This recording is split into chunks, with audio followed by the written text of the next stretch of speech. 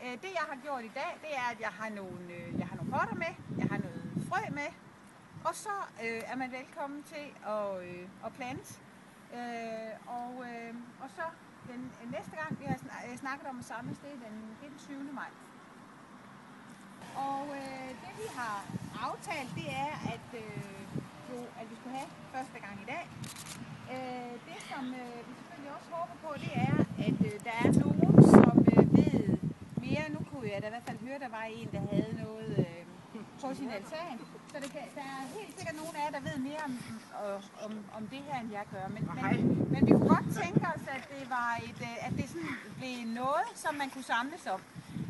Nogle 3 gange har vi snakket om her før sommerferien, og så et par gange efter sommerferien. Og